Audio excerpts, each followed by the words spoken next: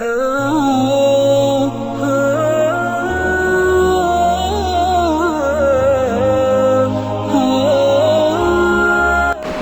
علیکم دوستو، میں ہوں حمزہ علی اور آپ دیکھ رہے ہیں میرے یوٹیوب چینل حمزہ سپیکس۔ تو دوستو، میرا آج کا ٹاپک ہے آپ رحمۃ اللہ علیہ کی پیر حضرت سیدنا عبد القادر جیلانی رحمۃ اللہ علیہ آپ کی زندگی کے بارے میں۔ دوستو، چلتا ہوں میں اپنی ویڈیو کی طرف۔ تو کچھ باتیں میں نے کل آپ کے ساتھ شیئر کی تھیں آپ رحمۃ اللہ علیہ کی، کچھ باتیں میں آج شیئر کروں گا آپ کے ساتھ۔ شیخ ابو سعید عبداللہ محمد سے منقول ہے کہ میں ابن سقا اور حضور سیدنا غوث العظم حضرت سیدنا عبد القادر جیلانی رحمۃ اللہ علیہ جامعہ نظامیہ بغداد میں زیر تعلیم تھے۔ اس زمانے میں بغداد میں ایک شخص بہت مشہور تھا اور سب اس کو غوث کہتے تھے۔ وہ جب چاہتا ظاہر ہو جاتا اور جب چاہتا غائب ہو جاتا۔ ایک روز ہم تینوں دوستوں نے اس بات کا ارادہ کیا کہ ان سے ملا جائے۔ جب ہم روانہ ہوئے تو ابن السقا نے کہا کہ میں اس غوث سے ایسا مسئلہ پوچھوں گا کہ وہ لاجواب ہو جائے گا۔ میں نے کہا کہ میں بھی ایک سوال کروں گا، دیکھتا ہوں وہ کیا جواب دیتے ہیں۔ حضور سیدنا غوث العظم حضرت سیدنا عبد القادر جیلانی رحمۃ اللہ علیہ نے فرمایا کہ میں کوئی سوال نہیں کروں گا، میں تو صرف ان کی زیارت کی سعادت حاصل کروں گا۔ چنانچہ جب ہم وہاں پہنچے تو وہ موجود نہ تھے۔ تھوڑی دیر بعد وہ ظاہر ہوئے اور ابن سقا سے کہنے لگے، اے ابن سقا، تجھ پر صد افسوس ہے، تو مجھ سے ایسا سوال پوچھنا چاہتا تھا جس سے تو مجھے لاجواب کر دے۔ تمہارا سوال یہ تھا اور اس کا جواب یہ ہے۔ انہوں نے ابن سقا کے بتائے بغیر اس کے سوال کا جواب دے دیا اور فرمایا، مجھے تیرے اندر کفر نظر آتا ہے۔ پھر انہوں نے میری جانب نگاہ کی اور فرمایا کہ تمہارا سوال یہ ہے اور اس کا جواب یہ ہے، اور تمہاری اس بے ادبی کی وجہ سے دنیا تمہارے کانوں تک چھا جائے گی۔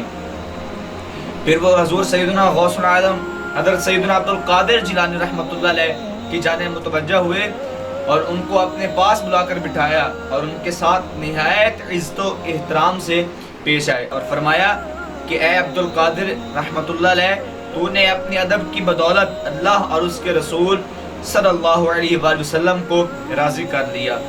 تم ان قریب ایک ممبر پر بیٹھو گے اور سارا بغداد تمہاری بات سنے گا۔ تم اعلان کرو گے کہ ہر ولی کی گردن پر میرا قدم ہے، اور مجھے نظر آ رہا ہے کہ تمام ولی اللہ تمہاری اس بات پر اپنا سر جھکا دیں گے۔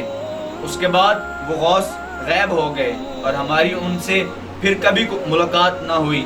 جس وقت حضور سیدنا غوث العظم حضرت سیدنا عبد القادر جیلانی رحمۃ اللہ علیہ ممبر ولایت پر بیٹھے اور آپ رحمۃ اللہ علیہ نے اعلان کیا کہ تمام اولیاء کی گردن پر میرا پاؤں ہے، تو ابن سقا کا یہ حال تھا کہ اس نے شرعی علوم پر دسترس حاصل کی اور ہر ایک کو اپنے علم سے مات دی۔ پھر جب خلیفہ نے اسے اپنا مقرب خاص بنا کر شاہ روم کی جانب بھیجا تو اس نے شاہ روم کے تمام عیسائی پادریوں کو مات دے دی۔ شاہ روم نے اس کی نہایت عزت اور اسے اپنا مقرب خاص بنا لیا۔ وہاں ابن سقا ایک لڑکی پر فریفتہ ہوا اور اس نے شاہ روم سے اس کا رشتہ مانگا۔ شاہ روم نے کہا کہ اس کا رشتہ میں ایک شرط پر دوں گا، جب تو عیسائی ہوگا۔ ابن سقا نے اس لڑکی سے شادی کی غرض سے عیسائی مذہب اختیار کر لیا۔ مجھے جب علم ہوا تو مجھے ان غوث کا قول یاد آ گیا۔ میری حالت یہ ہوئی کہ میں بغداد سے دمشق آیا تو سلطان نور الدین زنگی شہید نے مجھے محکمہ اوقات کا ناظم اعلیٰ مقرر کر دیا۔ میں حاکم ہو گیا اور دنیا چاروں جانب سے مجھ پر ٹوٹ پڑی۔ اس غوث کی کہی ہوئی تینوں بات درست ثابت ہوئیں۔ حضرت سیدنا عبد القادر جیلانی رحمۃ اللہ علیہ حصول علم کے بعد طریقت کی جانب راغب ہوئے۔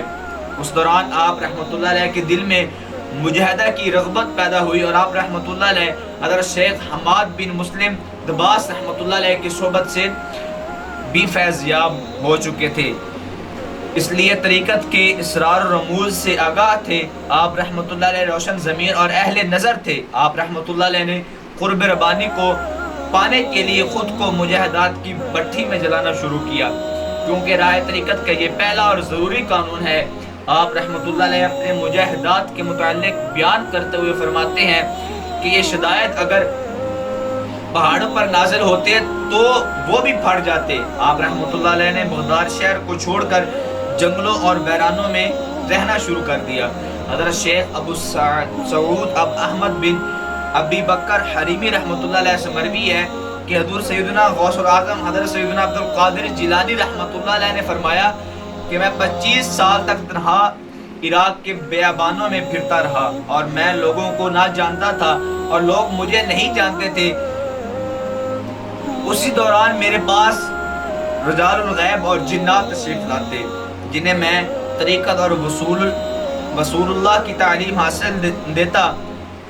ابتدا میں جب میں عراق میں داخل ہوا تو حضرت خضر علیہ السلام میرے ہم سفر بنے اور میں انہیں اس وقت پہچانتا نہ تھا۔ اس کے ساتھ میرا معاہدہ ہوا کہ میں ان کے کسی حکم کی خلاف ورزی نہیں کروں گا۔ ایک مرتبہ انہوں نے مجھے ایک جگہ بیٹھنے کا حکم دیا اور میں اس جگہ 3 سال تک بیٹھا رہا۔ سال میں ایک مرتبہ حضرت خضر علیہ السلام میرے پاس تشریف لاتے اور فرماتے کہ یہی تیرا مقام ہے، یہاں تجھے پہنچایا گیا ہے۔ اس عرصہ کے دوران تمام نفسانی خواہشات مجھ پر انسانی شکل میں وارد ہوئی، لیکن اللہ عز و جل نے مجھے ہر موقع پر استقامت عطا فرمائی اور مجھے ان خرافات سے بچائے رکھا۔ ابتدا میں میرا نفس مجاہدہ کا کوئی طریقہ اختیار کرتا تو میں اس پر قائم ہو جاتا اور کسی چیز کو قبول نہ کرتا تھا۔ ایک طویل مدت تک اپنا گلا گھونٹتے ہوئے میں مدائن کے جنگلوں میں مجاہدات میں مشغول رہا اور میں نے اپنے نفس کو مختلف مجاہد و ریاضتوں اور مشقتوں میں ڈالے رکھا۔